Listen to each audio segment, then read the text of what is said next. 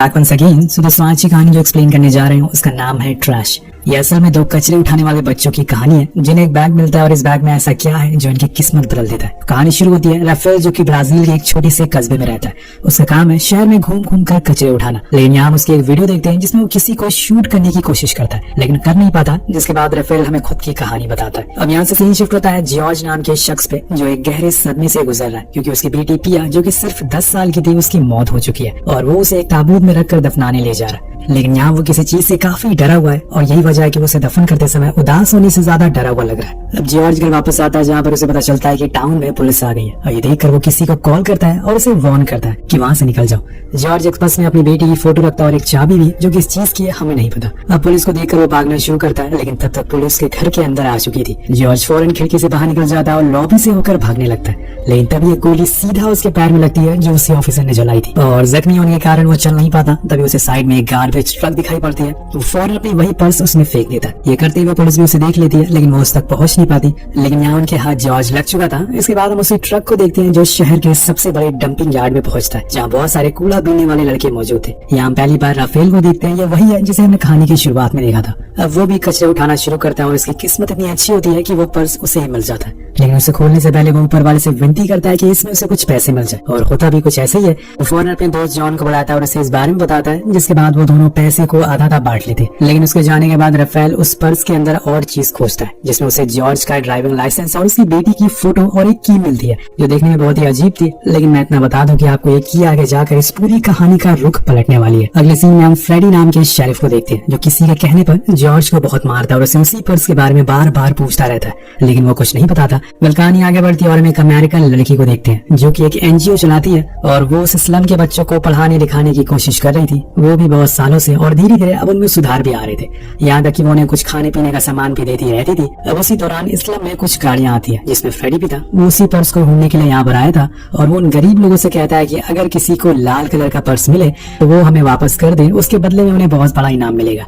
लेकिन यहाँ इस बारे में किसी को पता नहीं था। पर जब इस बात को राफेल सुनता है तो उसके चेहरे का कलर ही बदल जाता है। वो इस सोच में पड़ जाता है कि आखिर उस पर्स में ऐसा क्या है जो इतनी शिद्दत से उसे ढूंढा जा रहा है। तभी उसका दोस्त जॉन फ्राइडे से पूछता है कि उस पर्स में ऐसा क्या है तो वो बताता है कि हमारे लिए काफी इंपॉर्टेंट चीज है, वो कई सारे केसेस को सॉल्व कर सकता है। अगर किसी को पता है उसके बारे में तो हमें बता दो, उसके बदले में तुम्हें $1000 मिलेंगे। अब ये सुनकर जॉन अपने दोस्त राफेल की तरफ देखता है लेकिन वो इशारों में मना कर देता है। लेकिन फ्रेडी यहाँ समझ जाता है और उसे हल्का सा उस पर शक भी होता है पर वो अभी के लिए वहाँ से चला जाता है। लेकिन यहाँ राफेल कहता है कि मेरी माँ ने हमेशा बताया था कि कभी भी किसी पुलिस वालों पर भरोसा मत करना, इसलिए मैंने उसे मना किया। वो हमें कभी भी पैसे नहीं देता। अब रात हो जाती है और दोनों अपने एक दूसरे दोस्त के पास जाते हैं उसी पर्स को लेकर और उसको सारी बातें बताते हैं कि वो उनसे कहता है कि पहले तो तुम्हें इस चाबी के बारे में जानना होगा कि आखिर ये किस चीज की है। उन्हें उस चाबी पर एक लॉकर का नाम लिखा मिलता है और नंबर भी।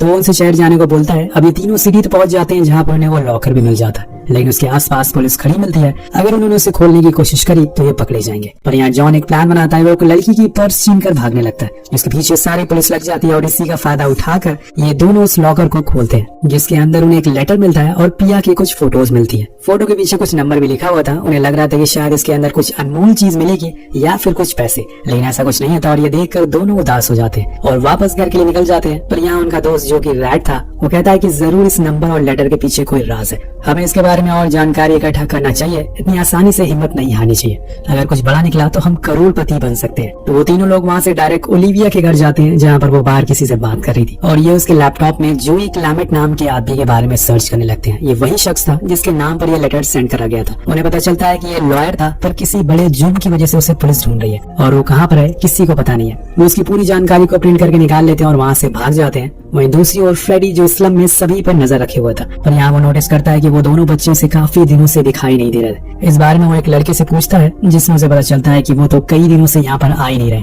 और तब यहाँ फ्रेडी का शक यकीन में बदल जाता है। इसलिए वो उस रात उन्हें उठाने का प्लान बनाता है। वो तीनों उसी आदमी के बारे में बात कर रहे थे कि आखिर वो कौन हो सकता है। और इसी बीच रैड कहता है कि मुझे लगता है कि ये जरूर कोई सीरियल किलर हो सकता है जो कि जेल में बंद है। लेकिन जॉन उसकी बात नहीं मानता और बाहर जाकर गेम खेलने लगता है। पर इतने में उसकी नजर पड़ती है राफेल पर जिसको कुछ पुलिस वाले जबरदस्ती उठाकर ले जा रहे थे। वो उनका पीछा करता है पर पकड़ नहीं पाता और तब वो भागते हुए फादर के पास जाते हैं जो उस एनजीओ की देखभाल करते हैं। वो उन्हें सब कुछ बताते हैं और कहते हैं कि हमें उसे ढूंढना चाहिए। फादर फौरन पुलिस स्टेशन जाकर उसके बारे में पूछताछ करने लगते हैं लेकिन यहाँ पुलिस वालों को भी उसके बारे में कुछ पता नहीं था क्योंकि राफेल को पुलिस स्टेशन लाया नहीं गया था। उधर हम देखते हैं कि वो पुलिस वाले राफेल को फ्रेडी के पास लेकर जाकर छोड़ देते हैं। जहाँ वो उससे पूछता है कि अगर तुम्हें कोई ऐसा पर्स मिला है तो हमें बता दो, लेकिन वो अपनी बात पर अड़ा रहता है और मना कर देता है। तब वो कार के पीछे उसे बंद कर देता है और बहुत ही टक्करें मारता है, जिससे राफेल पूरी तरीके से जख्मी हो जाता है।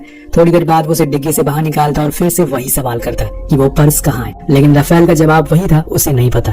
तब ये सुनकर फ्रेडी का दिमाग घूम जाता है और उसे इतना ज्यादा गुस्सा आता है कि वो अपने साथी ऑफिसर को ऑर्डर देता है कि इसे पीछे ले जाकर मार दो। वो ऑफिसर उस पर बंदूक तान देता है, लेकिन वो ऐसा कर नहीं पाता और साइड में गोली चला देता है। आखिर एक अनाथ बच्चे को मारकर वो नरक में थोड़ी जाना चाहता है, इसलिए वो उसे जाकर झूठ बोल देता है कि वो मर गया। जब सुबह होती है तो वहाँ के कुछ लोग राफेल को जख्मी हालत में देखते हैं और जल्दी से एनजीओ के अंदर लाते हैं। फादर जल्दी जल्दी उसका मरहम पट्टी करते हैं और कुछ देर बाद उससे पूछ ही लेते हैं कि क्या तुम्हारे पास वो पर्स मौजूद है, लेकिन वो उन्हें भी मना कर देता है। अब यहाँ जॉन, जो कि उसका दोस्त है, उसके घर वाले राफेल के साथ रहने से उसे मना करते हैं ताकि उसके चक्कर में वो भी ना फंसे, लेकिन वो उसकी नहीं सुनता और उसके पास जाकर उससे वादा करता है कि जब तक वो जिंदा है उसका साथ नहीं छोड़ेगा, और इसी को दोस्ती कहते हैं। अब कुछ दिनों बाद तीनों लड़के डिसाइड करते हैं कि वो उस लेटर वाले आदमी से जाकर मिलेंगे, जो कि इस समय जेल में बंद है। अब यहाँ जॉन ओलिविया से झूठ बोलता है कि उसे कुछ दिनों के लिए शहर जाना है अपने ग्रैंडफादर से मिलने के लिए, पर वो उसे एक रिक्वेस्ट करता है कि उसे भी उसके साथ जाना होगा क्योंकि वो एक अमेरिकन है और यहाँ पे अमेरिकन लोगों की काफी चलती है, जिस वजह से उन्हें उस आदमी से मिलने दिया जाएगा। अब वो मान जाती है और फिर सभी कपड़े चेंज करके ओलिविया के साथ निकल जाते हैं, लेकिन रैट और राफेल उसे झूठ बोलकर निकल जाते हैं कि उन्हें शहर घूमना है, लेकिन ऐसा होता नहीं है क्योंकि वो असल में एक बंगलों में जाते हैं जहाँ पर जॉर्ज पहले काम किया करता था। अब इतनी सारी कुराफातें वो बस इस चीज के लिए कर रहे थे ताकि उन्हें उस चाबी और उस नंबर के बारे में पता चल सके। फिर ओलिविया अपने पासपोर्ट की मदद से जेल के अंदर पहुंच जाती है और यहाँ हम पहली बार उसी शख्स को देखते हैं जिसका नाम था जोई क्लेमेंट, जो कि अब काफी बूढ़ा हो चुका है, लेकिन यहाँ वो मना कर देता है कि वो इस लड़के को नहीं जानता। लेकिन ओलिविया उसकी लैंग्वेज समझ नहीं पाती क्योंकि वो पुर्तगीज में बात कर रहा था। राफेल उसे झूठ बोलकर लाया था कि वो उसके दादाजी है। अब उसका प्लान पर पानी फिर रहा था, पर इसके बाद जॉन उसके पास जाता है और उसे समझाने की कोशिश करता है, लेकिन एट द एंड जब वो उसे वही सेम लेटर में लिखी हुई बातें बताने लगता है तो वो बूढ़ा आदमी रोने लगता है, जिसे देखकर ओलिविया उसके पास जाकर बैठ जाती है। तो वो बूढ़ा आदमी कहता है कि तुम्हें और क्या पता है, मुझे सब कुछ बताओ। तो जॉन उस लेटर को याद करके उसे पढ़ना शुरू करता है, जिसमें हमें पता चलता है कि जॉर्ज सालों पहले जहाँ पर काम करता था वो एक माफिया बिजनेसमैन था जिसके पास पैसों की भरमार थी, और एक दिन जॉर्ज ने उन सारे पैसों को और कुछ पेपर्स को चुरा लिया क्योंकि वो शहर में बहुत बड़ा करप्शन कर रहा था और देश को बर्बाद कर रहा था। पैसे चुराने के बाद उसने वो जॉब छोड़ दी और अपने घर आ गया, पर कुछ दिनों बाद उसकी बेटी की तबीयत बहुत खराब हो गई और फिर एक दिन उसने इस दुनिया को अलविदा कह दिया। यहाँ वो बूढ़ा शख्स कहता है कि पिया मेरी नेफ्यू थी, यानी कि ये आदमी जॉर्ज के डैड है, और तब से लेकर आज तक वो माफिया अपने पैसों के लिए जॉर्ज को तकलीफ दे रहा है, लेकिन वो पैसे कहाँ हैं जॉर्ज के अलावा किसी को पता नहीं है। इसके बाद उस बूढ़े आदमी को सभी बातों पर यकीन हो जाता है और वो जॉन से कहता है कि अब तुम ही हो जिस पर मैं भरोसा कर सकता हूँ, लेकिन वो जगह कहाँ पर है जहाँ जॉर्ज ने उन पैसों को छुपाया ये तो मुझे भी नहीं पता। लेकिन उसी समय वो अपने एक आदमी से कहता है कि जब ये लड़का यहाँ से बाहर निकले तो तुम इसे मेरी बाइबल दे देना, जिसमें तुम्हें अपने सारे सवालों के जवाब मिल जाएंगे। अब बाइबल की मदद से उन्हें कुछ पहेलियां सुलझानी पड़ेंगी, जिसके लिए इन्हें सबसे पहले उस बाइबल की जरूरत है जो कि उस बूढ़े आदमी के दोस्त के पास है। पर यहाँ पे साइड में खड़ी ओलिविया को कुछ समझ नहीं आ रहा था कि असल में यहाँ चल क्या रहा है, और इसीलिए जब वो घर आती है तो इस बारे में उससे पूछती है, लेकिन वो उसे भी कुछ नहीं बताता। तभी राफेल कहता है कि आप हमारी एक वीडियो शूट करो कि आखिर फ्रेडी ने हमारे साथ क्या किया। तो वो मान जाती है और उनकी एक वीडियो बनाती है जिसमें राफेल बताता है कि फ्रेडी ने उसे मारने की कोशिश करी थी, लेकिन वो बच गया क्योंकि उसके दोस्त ने उसे नहीं मारा। ये वीडियो वो इंटरनेट पर पोस्ट कर देती है, जिसके कुछ देर बाद बवाल मच जाता है। सभी लोग फ्रेडी को गालियां देने लगते हैं। इतने में फ्रेडी भी उस वीडियो को देख लेता है और फौरन उनके घर पहुंच जाता है, लेकिन उससे पहले ही वो तीनों वहां से निकल जाते हैं। पर यहाँ पर फ्रेडी को ओलिविया के घर पर वही लाल पर्स मिलता है, जिसे देखकर वो समझ जाता है कि उन लड़कों को पैसों के बारे में सब पता लग चुका है।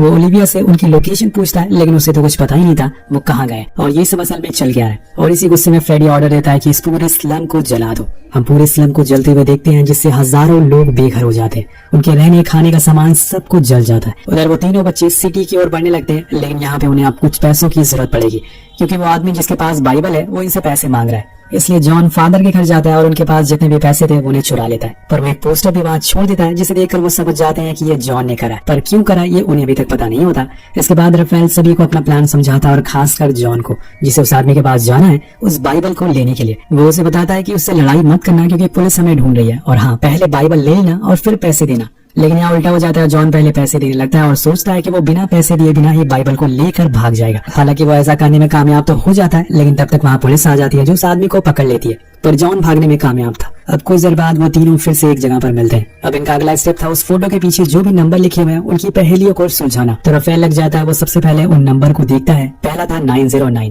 यानी कि पेज नंबर 909, इसके बाद था 4 यानी कि चैप्टर 4, अगला था 3 यानी कि पॉइंट नंबर 3, और आखिर में था नंबर 10 जिसका मतलब था कि तीसरे लाइन का 10वां वर्ड। अब इन सब चीजों में एक चीज कॉमन थी और वो थी किसी भी जानवरों के नाम, जैसे कि काऊ, बुल, गोट, जिसे देखकर राफेल को उस लॉटरी के बारे में याद आता है जो उसे जॉर्ज के पर्स में मिली थी। वो उन जानवरों के आगे लिखे हुए लॉटरी नंबर को मैच करता जो किसी एड्रेस की तरफ इशारा कर रहा था। तभी अचानक से वहां पर जॉन आता है जो उन्हें बताता है कि पुलिस यहाँ पर पहुंच चुकी है। वो फौरन वहां से भागने लगते हैं, लेकिन जल्दबाजी में वो उस नंबर को मिटा नहीं पाते, जिसकी वजह से फ्रेडी उसे देख लेता है। उसे सब कुछ समझ आ जाता है। उधर राफेल एक कब्रिस्तान में पहुंचता है सबसे छुपते छुपाते, लेकिन अभी उसे वो पहेली का हल नहीं मिला था। उसी दौरान उसके हाथ में एक जीसस की फोटो होती है जो उन्हें उसी पर्स के अंदर से मिली थी। तभी उसे ध्यान आता है कि जॉर्ज के सबसे ज्यादा करीब उसकी बेटी थी और उसके मरने के बाद भी जरूर वो पैसे उसकी बेटी के आसपास ही होंगे। इसलिए वो उसी ग्रेवयार्ड पर पिया की कब्र को ढूंढने लगता है जो उसे मिल भी जाती है और वहां पर प्रे करने लगता है। पर उसी दौरान पीछे से उसे पिया खड़ी हुई दिखती है। जी हाँ दोस्तों, ये सच है, वो कभी मरी नहीं थी। जब तक जॉर्ज पुलिस के हाथ नहीं आया था तब तक वो यहाँ पर आता था, उसे खाना लाकर देता था, लेकिन उसके जाने के बाद वो भूखी रहती थी तो वो राफेल से कुछ खाना मांगती है। लेकिन उसी दौरान वहाँ पर फ्रेडी आ जाता है जिसने उन दोनों लड़कों को पकड़ लिया था। वो तीनों से कहता है कि इस कब्र को खोदो, तो वो उसे खोदना शुरू करते हैं जिसके अंदर से उन्हें करोड़ों रुपए मिलते हैं और साथ में एक रजिस्टर भी जो कि उन करोड़ों रुपए से ज्यादा कीमती था। और ये देखकर फ्रेडी उस माफिया डॉन को कॉल लगाता है और कहता है कि मुझे पैसे तो नहीं मिले लेकिन वो रजिस्टर मिल गया। पीछे से पिया आकर उसके सर पर हमला कर देती है जिससे वो गिर जाता है और इतने में राफेल उसे बंदूक छीन लेता है और उस पर तान देता है। ये सेम वही सीन होता है जो हमने कहानी की शुरुआत में देखा था। अब ये सब देखकर जॉन कहता है कि इसे मार दो, लेकिन राफेल ऐसा नहीं करता। वो उसे वैसी हालत में छोड़कर सारे पैसे लेकर निकल जाता है और वापस इस्लाम में आ जाता है जहाँ पर वो सबसे पहले तो फादर को उनके सारे पैसे लौटा देता है और बाद में कुछ पैसों को इस्लाम की सबसे ऊंची जगह जाकर उड़ा देता है ताकि जिन लोगों के घर उनकी वजह से जले थे वो अपना घर को दोबारा बना सके, अपनी जरूरतें पूरी कर सके। सभी लोग बहुत ही खुश थे इतने पैसों को देखकर, लेकिन यहाँ वो 3 की जगह 4 हो गए थे और उनके साथ अब पिया भी मौजूद थी, जिसे लेकर वो शहर से दूर चले जाते हैं एक आइलैंड पर जहाँ पर वो बचे हुए पैसों से खूब मस्ती करते हैं। लेकिन यहाँ पर फादर और ओलिविया काफी परेशान थे कि बच्चे कहाँ चले गए। तभी उन्हें उन पैसों के साथ एक रजिस्टर भी मिलता है जिसमें कहानी का असली सच छुपा हुआ है। रजिस्टर में सारी डिटेल थी। सैंटो जो कि माफिया था उसने कहाँ पर करप्शन किया था वो सारी जानकारी उस रजिस्टर में मौजूद थी पैसों के साथ। अब फादर और ओलिविया उन सारी डिटेल को ऑनलाइन अपलोड कर देते हैं जिससे कि पूरे शहर में भूचाल आ जाता है। सभी को पता चल जाता है कि यहाँ पर इतना बड़ा करप्शन हो रहा है। पूरे शहर के लोग सड़कों पर उतर जाते हैं और उस माफिया जो कि पॉलिटिशियन बन चुका है उसे अरेस्ट कर लिया जाता है। शहर के सभी लोग का एक ही सवाल था कि आखिर वो बच्चे कहाँ हैं। सभी इन तीनों को ढूंढ रहे थे लेकिन ये चारों अपनी लाइफ को एंजॉय कर रहे थे। तो दोस्तों, ये कहानी आपको बॉलीवुड की कौन सी स्टोरी की याद दिलाती है नीचे कमेंट करके जरूर बताइएगा। इसी के साथ ये कहानी यही खत्म हो जाती है। मिलते हैं आपसे अगले वीडियो में। Thank you so much watching. Peace out.